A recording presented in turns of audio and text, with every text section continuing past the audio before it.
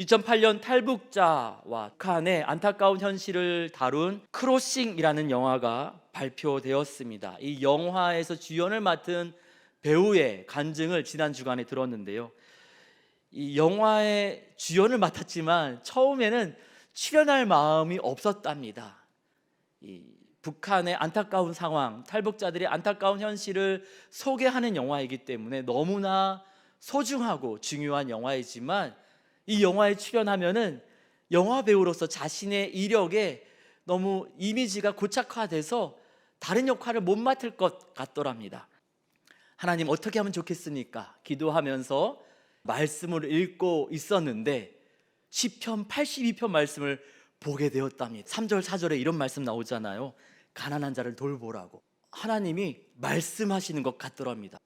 그래도 하나님 주시는 감동을 꾹 누르고서 주일 예배를 드리러 갔는데 그날따라 주일 예배 설교 본문이 또 시편 82편이더랍니다.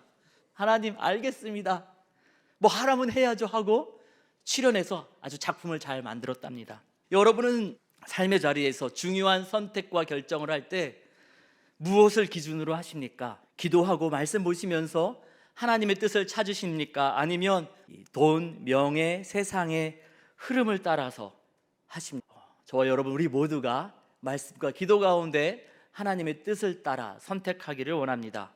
편 82편은 아삽의 시인데요, 하나님은 아삽이 예배를 섬길 때 만나 주셨습니다. 그리고 어떤 예배자를 찾으시는지 아삽에게 알게 하셔서 저와 여러분에게 들려주시고 계십니다.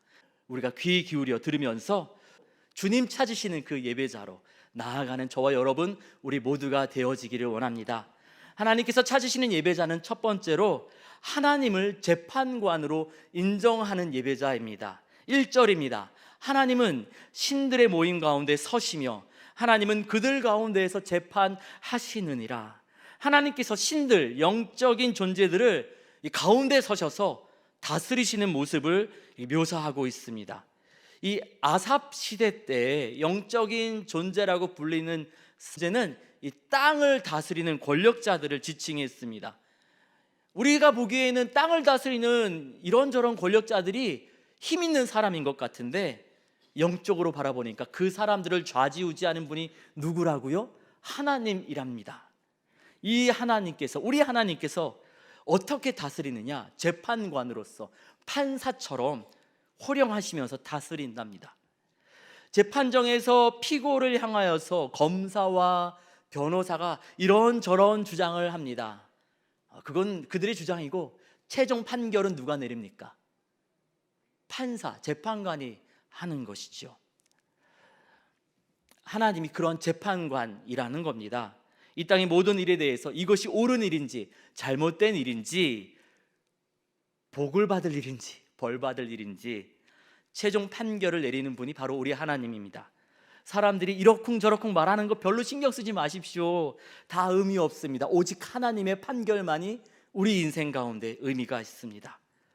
그런데요, 하나님이 속상하시대요. 2절 말씀 보니까 이런 말씀하십니다. 너희가 불공평한 판단을 하며 악인의 납 봐주는 것을 언제까지 할 거냐?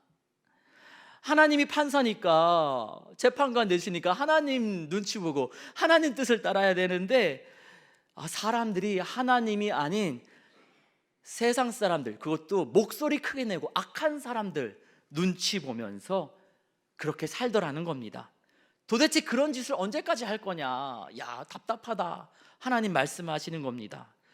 사람들 눈치 보며 사는 것은 어떤 모습일까요? 디모데후서 3장에 자세하게 알려주시는데요, 너는 이것을 알아. 말세에 고통하는 때가 이르러 사람들이 자기를 사랑하며 돈을 사랑하며 자랑하며 교만하며 비방하며 부모를 거역하며 감사하지 아니하며.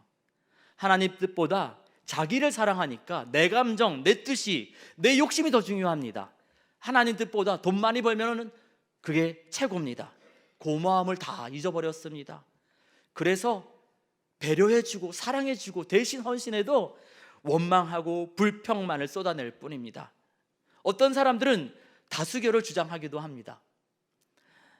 여러 사람들의 의견을 모으는 것은 정말 중요합니다. 그렇지만 다수결이라 해서 항상 옳은 것은 아닙니다.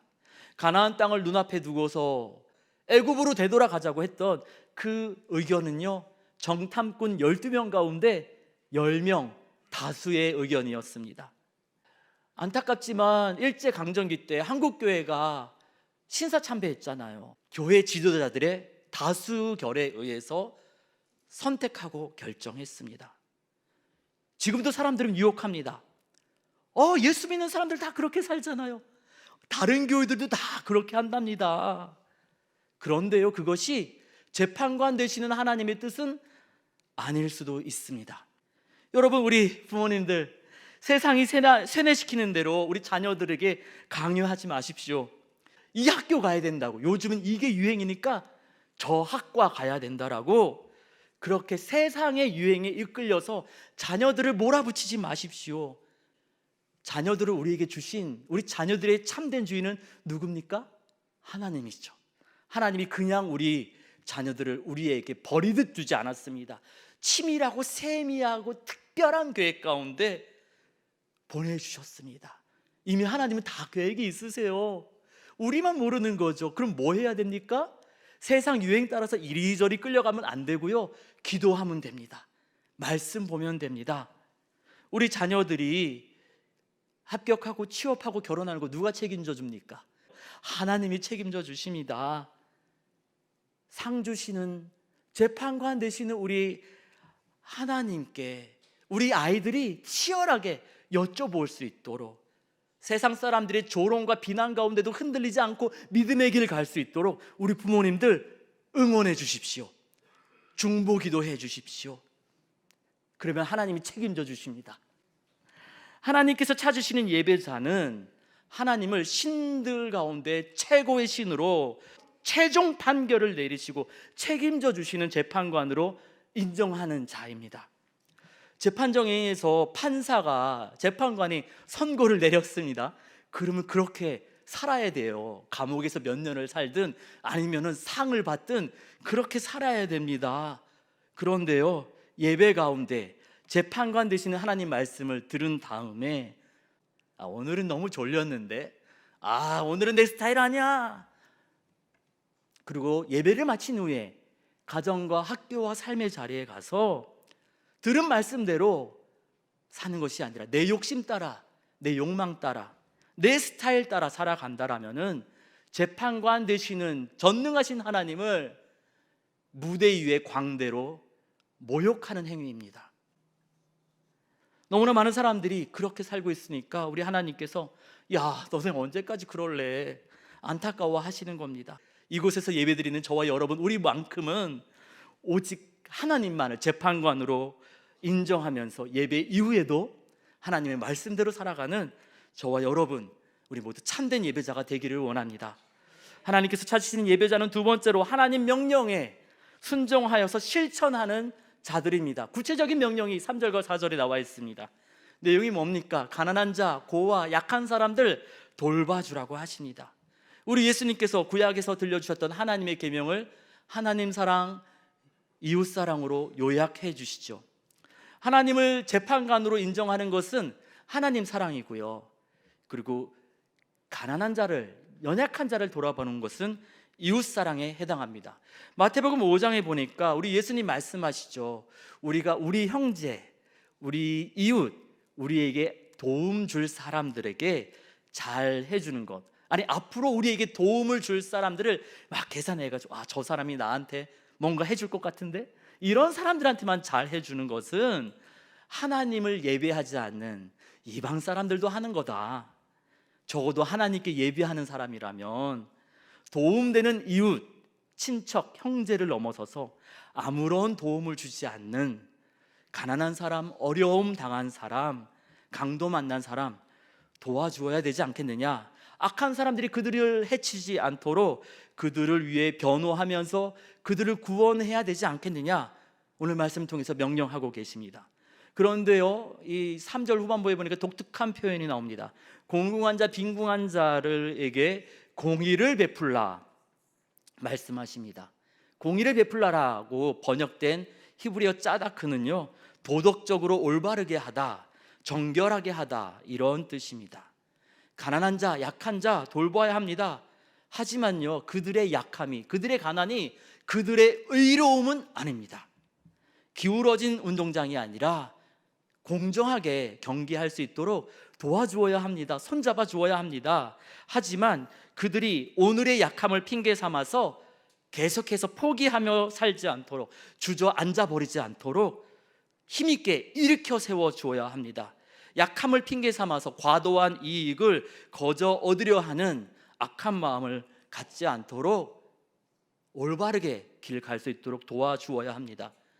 혹시 나 지금은 내가 연약해서, 내가 너무 힘들어서, 내 코가 석자라서 도울 수 없다 말씀하시는 분들이 혹시 계십니까? 우리 예수님 말씀을 듣고자 5천 명의 사람들이 모였을 때 문제가 하나 발생하죠. 식사 문제가 발생합니다. 그때 한 아이가 우리 예수님께 자기 도시락들이 있는데 얼마나 하는 도시락이었죠? 보리떡 5개, 물고기 2마리. 한번 생각해 봅시다. 5천 명 남자 성인이 모여 있는데 보리떡 5개, 물고기 2마리. 그 누구 코에 붙입니까? 그냥 들지 말고 그냥 혼자 알아서 먹지. 근데 계산하지 않았어요. 이 아이는 그냥 있는 거 그냥 드렸어요. 그랬더니 어떤 일이 생겼습니까? 5천 명이 배부르게 먹고 12바구니가 남았습니다. 이 이야기는 성경 속에서 끝나지 않습니다. 우리의 삶의 자리에 계속 이어집니다. 2017년 2월 경상북도 군이군 한 주택에 불이 났습니다. 90대 할머니가 그곳에 계시다가 빠져나오지 못했는데 불길이 너무 거센 거예요. 아무도 이 할머니를 구하러 들어가지 못했는데 갑자기 어떤 청년이 막 뛰어가더니 이 할머니를 번쩍 들어서 안전한 곳으로 모시고 왔습니다. 어떤 청년이었을까요? 어머니 병원비를 벌고자 한국에 온 니말이라는 스리랑카 청년이었습니다. 기자들이 궁금한 거예요. 아니 손주도 아니고 국적도 다른 사람이 왜 목숨 걸고 할머니를 구했냐? 평상시에 이 할머니가 이 외국인 노동자 청년을 되게 예뻐해 주셨대요. 그게 너무 감사한데 위기에 처했잖아요.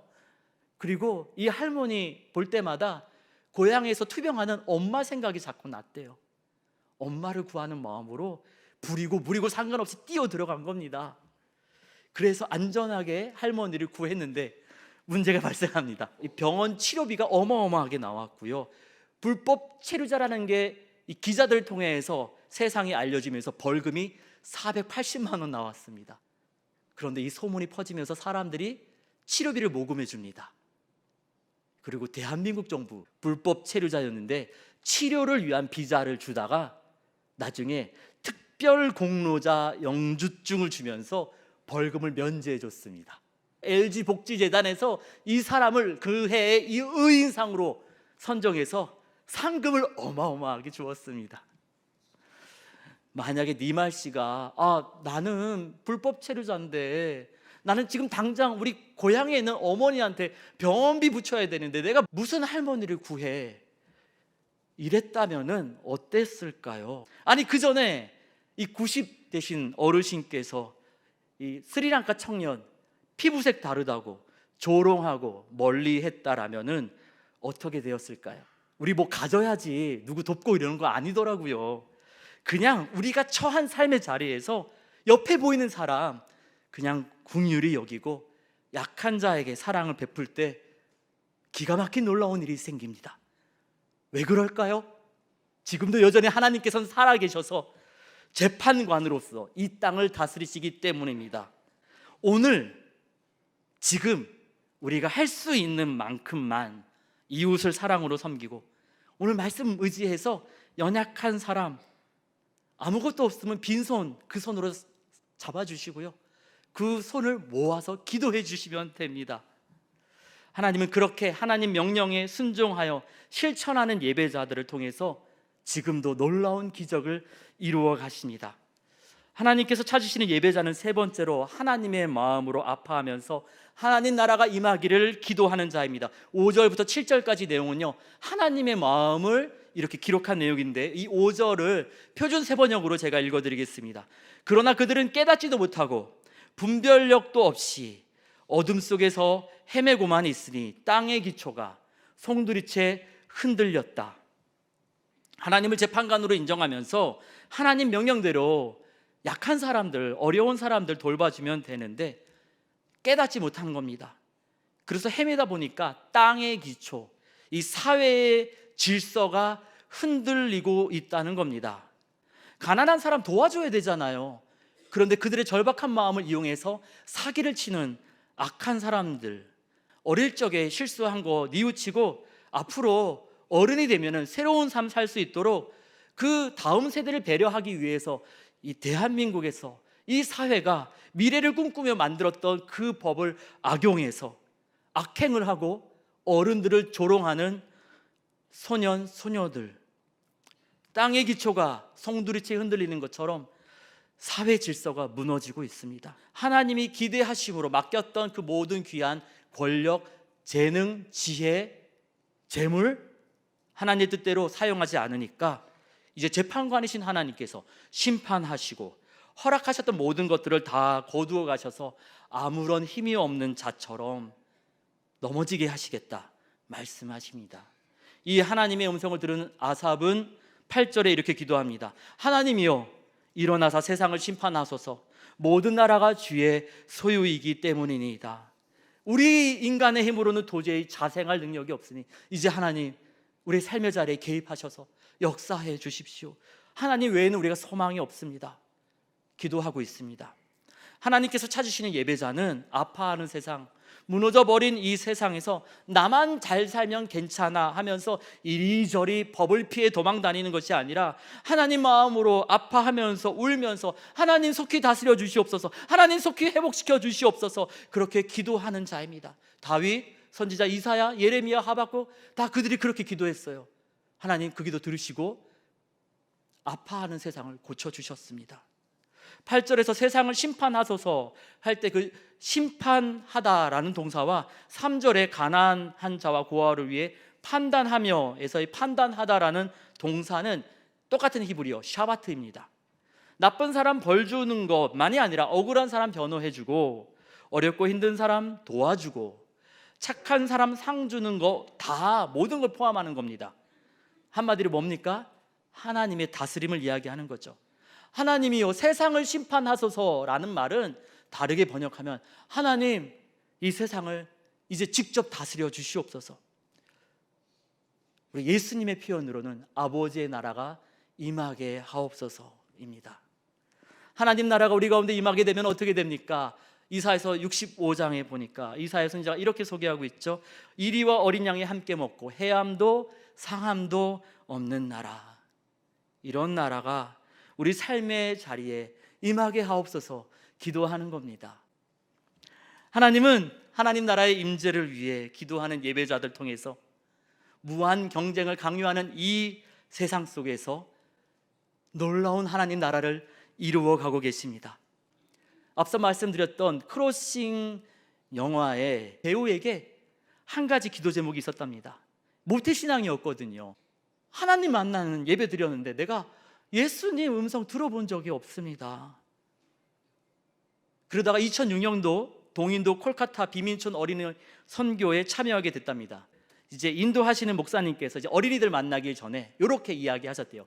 여러분 이제 어린이들 만나면 이런 멘트를 들려주시면 됩니다 하면서 너희들은 귀한 존재다, 사랑받기 위해 태어났다, 그리고 내가 너희를 사랑한다.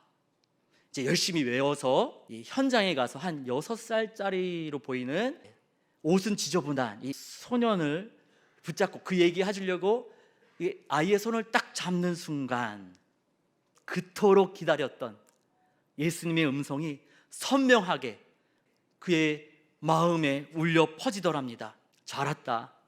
내가 여기서 널 기다리고 있었단다. 내가 너를 얼마나 사랑하는데 너는 내 사랑을 받기 위해서 이 세상에 태어났단다. 하나님을 재판관으로 모시고 하나님 명령에 순종하여 실천하면서 하나님 나라 임재 위에서 기도할 때에 우리 주님께서 저와 여러분 잊을 수 없도록 선명한 음성으로 만나 주실 줄 믿습니다. 하나님을 깊이 만나는 예배의 기쁨을 누리게 될 줄 믿습니다. 우리 주님 이름 부르고 기도하며 나아가도록 하겠습니다.